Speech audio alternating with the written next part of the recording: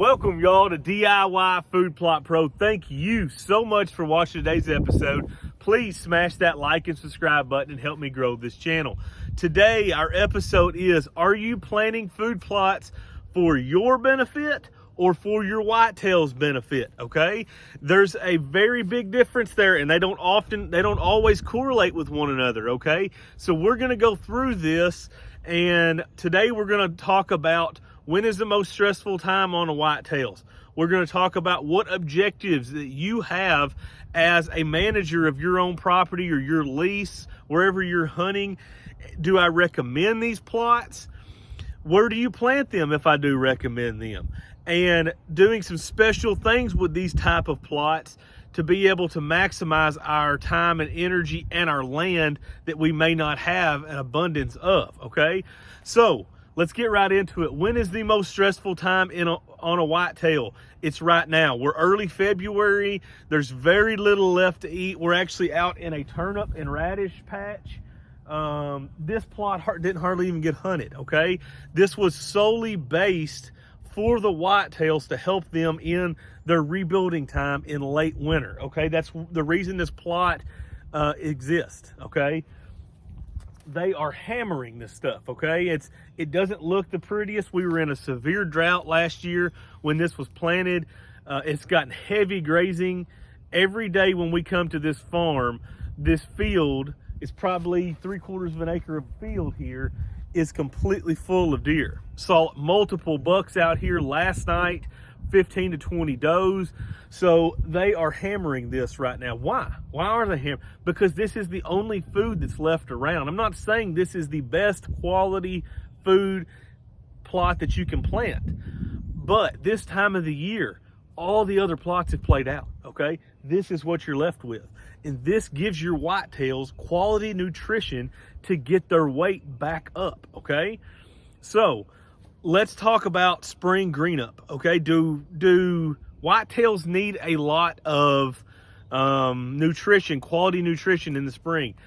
Right before spring green up, I would agree that they do. But after spring green up, I think there is plenty of food around, at least where I'm at. My part of the world in Western Kentucky, spring green up is not an issue as far as getting whitetails quality nutrition. Summer. Is summer a good thing to have a lot of quality food plots? Once again, same thing with spring. Where I'm at, there is plenty of food plots. There's plenty of quality nutrition available, not food plots, agricultural land, the natural browse. There's so much food in the summer that I can't really influence my deer that time of the year, okay? Fall. What about fall? No, same thing, okay? There's tons and tons of food. Acorns are falling that time. We've got crop fields being harvested. I'm not helping that herd out by giving them something in the fall. So that only leaves winter. And that's when I think we as managers can do the very best for our whitetails, is planting food plots that, like this right here, that may not be the most preferred food source to hunt over. Okay, let's be honest. In my area, this is not the preferred food source to hunt over. But that's not the reason I planted this.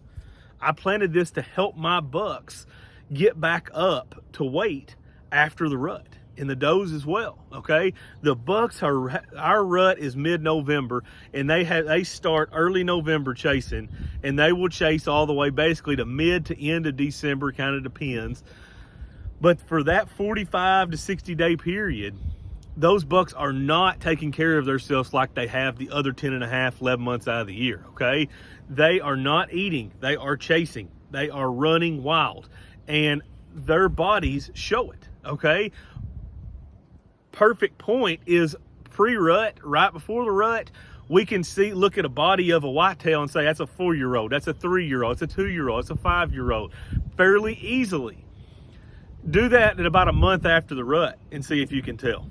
It's much, much more difficult. Why? Because they all look the same. They've lost significant amount of weight, and they don't even look like big mature bucks anymore that they were before the pre-rut. Except for their antlers, their bodies have really shrunk and have gotten small, okay? So we need to figure out what your objectives are, or is your objective to food plotting? Is it only for your hunting? There's nothing wrong with that, okay? Don't let anybody shame you into that. There's a lot of places that's what you have to do. You may be hunting next to a whole lot of different land that you don't own, that have a lot of the preferred food sources, and you're just trying to hold your deer there so that you can hunt them, okay? But for the rest of us, I myself am trying to actively help this herd as much as I possibly can. And by doing so, I can expect better quality bucks year after year after year, okay? Because I am planning these type of plots that maybe during the hunting season aren't very good. Let's be honest with it. There's plots like that aren't very good during the hunting season, but they're helping your whitetails later on, which makes you have better, bigger bucks next year, okay? So getting those bucks back up to weight, we all understand the concept of that, right? They're a 200-pound buck and they get down to 140 pounds after the rut. Well, they've got to build that weight back on before they can start concentrating on these, okay?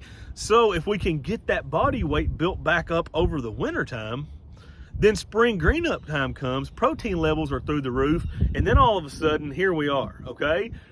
I had a fellow, I was having a conversation with a fellow the other day, and he said, we were talking about food plots and how they can actually, in my opinion, actually benefit the land, the whitetails. And he said that spring was the time, spring and summer was the time for your food plots to be doing the most help. And I asked him, I said, why? Why do you feel that way? And he said, because that's when the bucks are growing their antlers, which makes sense. I'm not going to sit here and dog his idea. It's his opinion. I don't necessarily agree with that in my area. And I'm not saying he may be in a teetotal different area where summer food is a huge deal. But to me, our area, to most folks throughout the U.S., summer food is not nearly as important, in my opinion, as late winter food. That's much more important. That's going to give you a much better return on your food plot investment as far as making your bucks reach that maximum potential that they can, okay? So, do I recommend these plots? Absolutely. I plant a lot of these plots. Now, with that being said, do I hunt a lot of these plots? Very rarely, okay? There's a time in the January period that I'll hunt some of them, but these are not my main plots. These are small plots, oftentimes, that are not in the very best areas, okay? They're either in areas that are extremely difficult to access, that you're gonna bust every deer out going in, or they're on the complete opposite spectrum. They're out there by the road, and you don't really wanna hunt right next to the road, okay? So that's kind of what I use them for. I use them as my secondary plots. My main plot is down here, and that is where I left all my standing corn and my buck forage oats. It's about 700-800 yards that way. That's where I'm gonna hunt over. And this is up kind of by the road. It's still kind of hidden from the road. It's not a place that I've got a ton of confidence in killing a mature buck. I definitely could shoot some does off of it during the hunting season.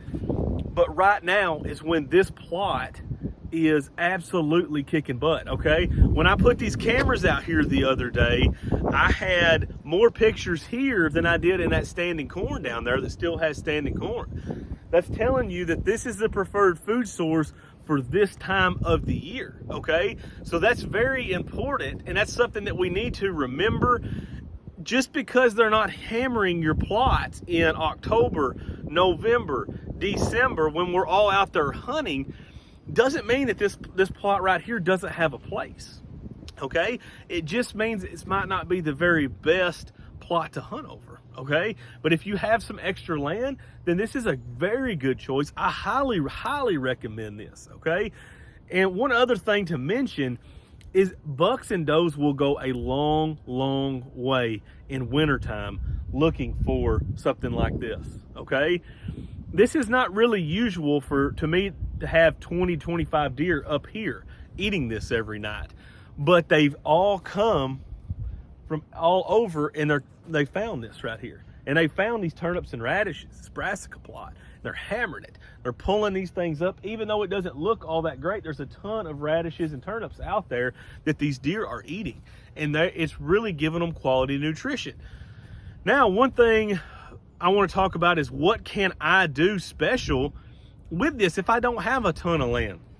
Well, one thing I really, really like doing, if you don't have adequate land, okay, and you want to plant your preferred food source, and you say, I would really love to influence my whitetails, but this is all that I really have, okay? This 2-acre spot is all I've got. I don't have this extra 3/4 acre spot that I could plant some turnips and radishes in to really help my deer. What do? One thing I really like doing is you can go in late September, early October here, or maybe actually, I'm sorry, early September, you can come in here and you can plant these turnips and radishes in and amongst your road soybeans, if you're planting soybeans in rows, or your corn, either one.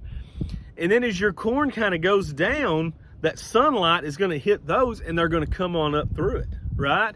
And so all of a sudden you've got turnips and radishes like this in your standing corn and your standing beans, and then all of a sudden you've got a lot of things that the deer can eat. You've got the corn, you got the beans, you've got the brassicas, and we can do that with a lot of things. And I think a combo crop, I'm gonna have a whole video on combo crops, but I think, in my opinion, combo crops are where the money's at, okay? Why? I'm not gonna throw all my dice on this one table right here. I'm gonna spread it out, right? So if they're not eating corn this week, well, they might be eating greens this week. If they're not eating greens this week, maybe they'll be eating brassicas. And all of a sudden you've got this all in one plot.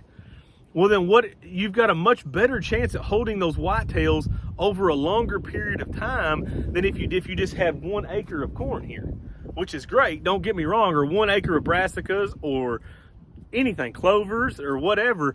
But the more stuff that you can have in that field that you can grow intercropping, essentially, to me, that's a great big benefit. I really like to do that, and I think that's something that's going to help you as well. But I've got a whole video coming out on intercropping and things that you can intercrop, put in there together, that really helps your deer hunting.